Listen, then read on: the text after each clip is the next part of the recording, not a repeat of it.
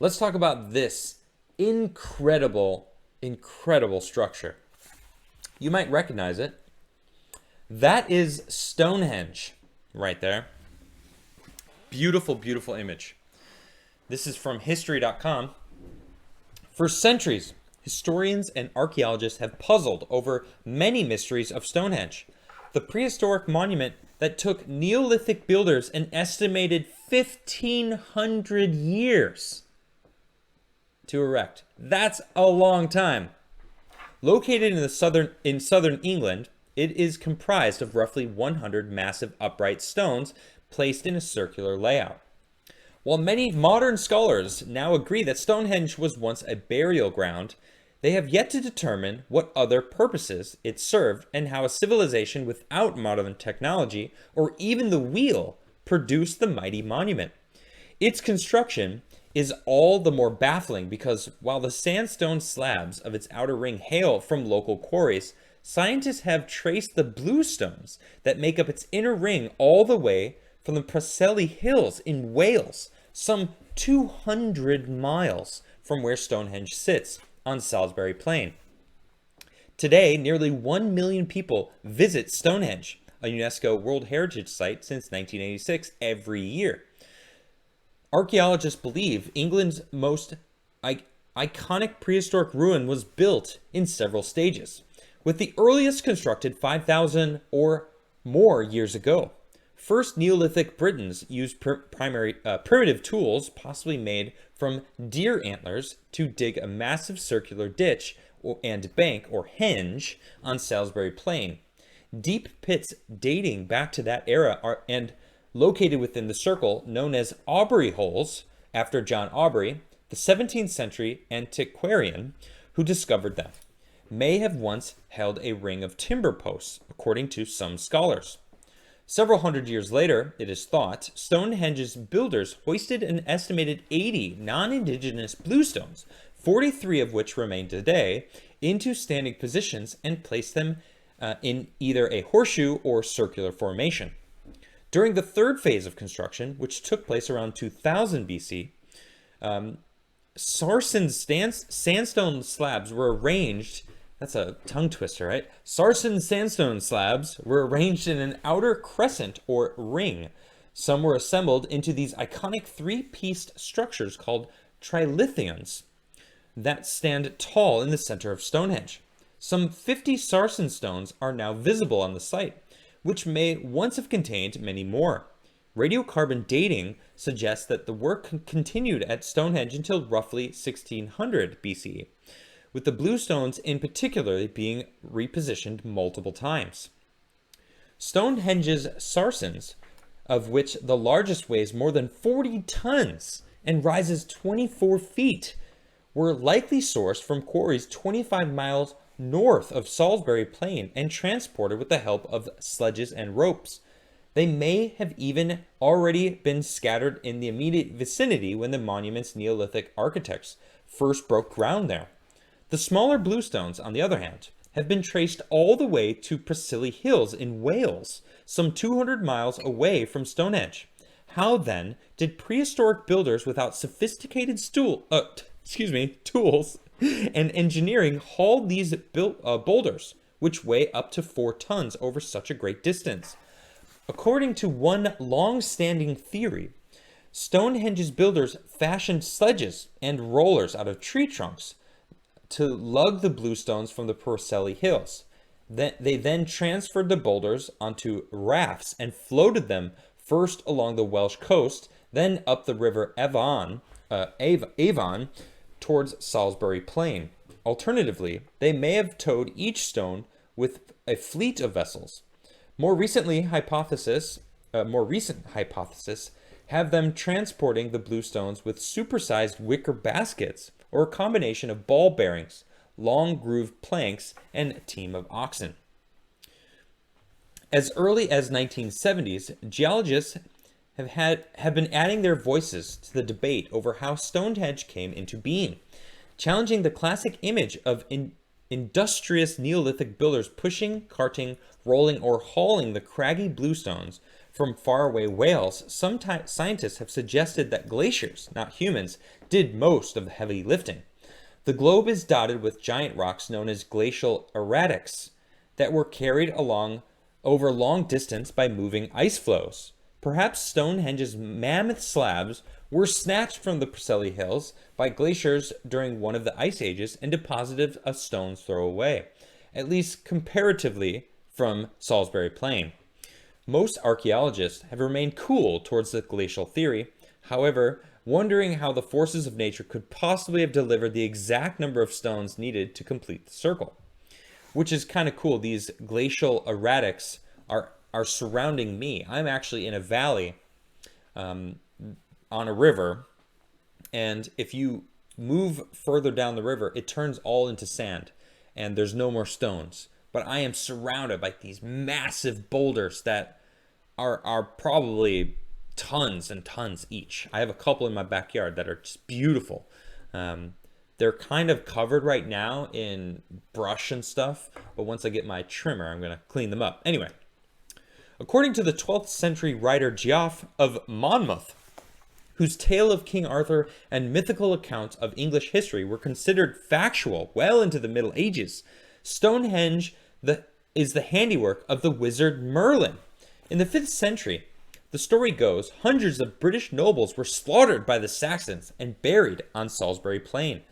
Hoping to erect a memorial to his fallen subjects, King Aurelius Ambrosius sent an army to Ireland to retrieve a stone circle known as the Giant's Ring, which ancient giants have built from a magical African bluestones. The soldiers successfully defeated the Irish, but failed to move the stones, so Merlin used his sorcery to spirit them across the sea, arrange them above the mass grave. Legend has it that Ambrosius and his brother Uther, King Arthur's father, are buried there as well.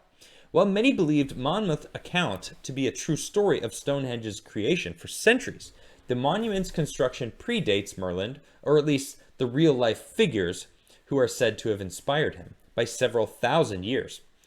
Other early hypotheses attributed its building to the Saxons, Danes, Romans, Greeks, or Egyptians. In the 17th century, archaeologist John Aubrey made the claim that Stonehenge was the work of the Celtic high priests known as the Druids, a theory widely popularized by the antiquarian William Stukely, I think it's Stukely, maybe that's right, who had unearthed primitive graves at the site. Even today, people who identify as modern Druids continue to gather at Stonehenge for the summer solstice. However, in the mid-20th century, radiocarbon dating demonstrates that Stonehenge stood for more than 1,000 years before the Celts inhabited the region, eliminating the ancient Druid from the running. Although, I do have to say, I was obsessed with the pyramids for a long time.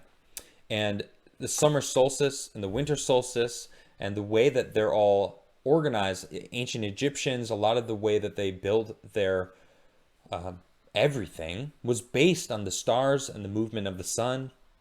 And that's kind of how people did things back then. The stars were everything to the people ancient human beings, right?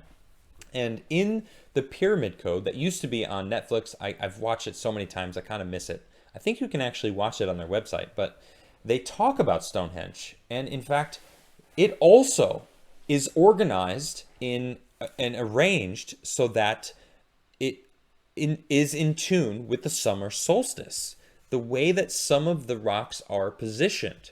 Now, I haven't been there myself, but I would love to be there during the summer solstice. That would probably be my plan. And, I have an RV in Sweden that I can take and drive around. I drove around Europe with it. It's fantastic. I definitely got to get over to Scotland to try some whiskey, obviously, first and foremost. But once I'm over there, I definitely need to go to Stonehenge. Anyway, continuing on with the history. Many modern historians and archaeologists now agree that several distinct tribes of people contributed to Stonehenge, each undertaking a different phase of its construction. Bones, tools, and other artifacts found on the site seem to support the hypothesis. The first stage was achieved by Neolithic agrarians who were likely indigenous to the British Isles. Later, it is believed groups with advanced tools and a more communal way of life left their stamp on the site. Some have suggested that there were immigrants from the European continent, while many scientists think that they were native Britons descended from the original builders. If the fact surrounding the architects and construction of Stonehenge remain a shadowy at best, the purpose of the arresting monument is even more of a mystery. While historians agree that it is a place of great importance over the 1,000 years, we may never know what drew early Britons to Salisbury Plain and inspired them to continue developing it. You know, there's another thing that I learned about it. So there's these things called ley lines, and there's something called the Telerik Current. And the Telerik Current is basically a wave of energy when the sun is circling our planet, right? If you think about where the light is hitting the earth, and so here's the earth, right? And here's the sun.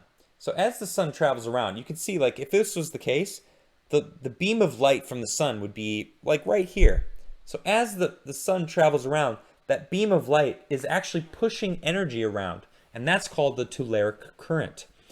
Now, so the pyramids were built, there's so much I'm trying to explain here, but Stonehenge is built along the same kind of ley lines that the pyramids were built on. And I did a big deep dive on Tesla, and I kind of spiraled into a pyramid deep dive as well, because I was like, I'm obsessed with them, and Tesla was obsessed with them, and he unlocked something. And I have a feeling that Stonehenge relates to it somehow. Now, I don't know how, but I think it does. Something along those lines. Anyway, I'm getting sidetracked here. There is strong archaeological evidence that Stonehenge was used as a burial site, at least for part of its long history, but most scholars believe it served other functions as well, either as a ceremonial site, a religious pilgrimage destination, or a final resting place for royalty, or a memorial erected to honor and perhaps spiritually contact with distant ancestors. In the 1960s, the astronomer Gerald Hawking suggested that the cluster of megalithic stones operated as an astronomical calendar, with different points corresponding to astrological phenomena such as solstices, equinoxes, and eclipses. While his theory has received quite a bit of attention over the years, critics maintain that Stonehenge's builders probably lacked the knowledge necessary to predict such events, or that England's dense cloud cover would have obscured their views of the sky. See, that is ridiculous, because we don't know the stars like before, right? There's still some people in the South Pacific that can go canoeing out into the water and navigate where they are by looking at the stars, because they have been trained by their forefathers and their forefathers who have been trained by their forefathers. So it's been passed down for centuries, because this is how they used to get around. The stars were everything to human beings before we had the internet, before we had television, before the Industrial Revolution. We saw the stars in their full glory. Now we have light pollution. We don't see the stars anymore. Even when you see the stars at night, you're not really seeing the stars. Nisha tells me stories. She lived on a boat in the South Pacific for some time in her younger years, and she tells me stories about how you could see the Milky Way. I've never seen that. Just looking up and seeing the Milky Way, like, man, I am stuck in some light pollution. Now, I'm out in the country now, but I still don't see all the stars. I see some great stars out here, but it's not the same as it used to be. These people that built Stonehenge, they were living in a time when there was absolutely no light pollution. When they looked up, that's how they got around. That was their map. They didn't have GPS. Their GPS was in here. They go, that star, and this is the position of these stars. My home is that way. All right, I got to go that way for 5 days, and then boom, I arrive home. You know, they didn't have roads either. Well, actually, they probably had roads, but, you know, not like we know them. Anyway, sorry. I like this guy, Gerald Hawkins, because I believe him. And I think he's right. I think Stonehenge was built as an astronomical calendar. More recently, signs of illness and injury in the human remains unearthed at Stonehenge led to a group of British archaeologists to speculate that it was considered a place of healing, perhaps because blue stones were thought to have curative powers. Now, this brings me back to that pyramids documentary that I was obsessed with for a while. So there was a guy who, unfortunately, he is no longer alive, but he was a historian, and he is a native Egyptian. Now, I'm going to bring it back to Stonehenge in a second. He talks about how different pyramids in Egypt had curative powers as well, because they vibrated in a different wavelengths. So he's like, if you had a certain kind of sickness, the priest that worked the pyramids would be like, oh, this is your problem? Go lay in that pyramid for a day. Go meditate in that pyramid, and you will be healed. Now, I mentioned how they're all on these ley lines, and they capture the energy. So at certain points, the Telerik Current gathers stronger in some areas on the planet, and those are the ley lines. Stonehenge is on a ley line. I think there's certain points there. I feel like there's an ancient technology of capturing like the power of Earth's energy. And I mean, we're all vibrating, right? All cells, everything's touching, like that whole thing, like, am I touching you? Not really, no, because actually there's a thin layer of magnetic energy that's keeping us from actually connecting. That's why my fingers don't connect. I can pull them apart because there's actually, negative and positive between our cells. Anyway, I'm kind of like spiraling around a little bit, but I'm trying to paint a picture about what I think Stonehenge could be. Now it goes on talking about, there's another couple thing about what Stonehenge is today, but I found this other article that was very, very intriguing. And it's interesting. Scientists discover Stonehenge is constructed from a nearly indestructible material. So those blue stones that I've been referencing are nearly indestructible. New research is shedding light on how the Stonehenge monument in southern England has remained standing since it was erected nearly 5,000 years ago. Of course, I've seen pictures of it from the early 1900s, and it wasn't always standing. They put it back up. I don't know. They put it back together. Sorry. I should find that picture. Let me see. Let's see if I can find it. Stonehenge, then and now. That might work.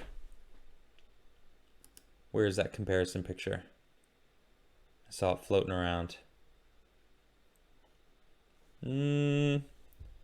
It's not popping up. Lots of beautiful images of it though. Okay, anyway. So, researchers from the University of Brighton conducted the first comprehensive analysis of samples taken directly from one of Stonehenge's megaliths to reveal the geological and chemical structure of the stone. During a restoration program at Stonehenge in the 1950s, a stonecutter named Robert Phillips managed to receive a cylindrical core sample of one of the stones measuring about 3 feet long. Phillips brought the souvenir back with him to the US and was in possession of it for several decades, until he provided the material for research in 2018, just a few years before he passed away in 2020. Thank you for doing that, Robert. I'm glad it didn't disappear, and people, if they didn't know what it was, that would have sucked. It is extremely rare as a scientist. You get the chance to work on samples such as national and international importance. Professor David Nash, a co-author of the study, said in a statement, Stonehenge is part of a World Heritage Site and is subject to the strictest legal protections. So it would be highly unlikely that we would be able to access this type of material today. Getting access to a core drilled from Stone 58 was very much the holy grail for our research, Nash said. The core sample didn't disappoint. Researchers used CT scanning, X-rays, microscopic analysis, and other techniques and discovered that the sarsens, the massive boulders that make up the monument, are composed of sand-sized quartz grains that are cemented tightly together by interlocking mosaic of quartz crystals. Researchers said that that's what makes the stones so impervious to crumbling or erosion. This small sample is probably the most analyzed piece of stone other than moon rock, Nash said. The findings were published in PLOS 1. Stonehenge is one of the world's most famous prehistoric monuments and built in multiple stages over the several thousand years. Yes. Now, I'm going to bring... Oh, so it wasn't the... I'm sorry, it wasn't the blue stones. It was the... what were they called? The Sarsen rocks. Which is interesting, because now I'm going to bring up that... I keep bringing it back to the pyramids, but the guy that was this historian, right, this Egyptian historian, was showing off different parts of these pyramids that were healing, right? And they had all these different bowls that were there, and you don't really see them because they're not in museums, but they're out in these fields that he brought these people to. Like, look, this is what my great grandfather like taught my family, like we've been seeing, and they were quartz bowls in these places where you were healing, in these healing pyramids that he was talking about. Quartz bowls made out of quartz because they lasted longer. So these stones were built out of quartz as well. Just leads me to think that they were connected even more so. Look, I don't know for certain. I'm not, an archaeologist in any sense of the word, but I love reading about this stuff. I love trying to connect the dots myself.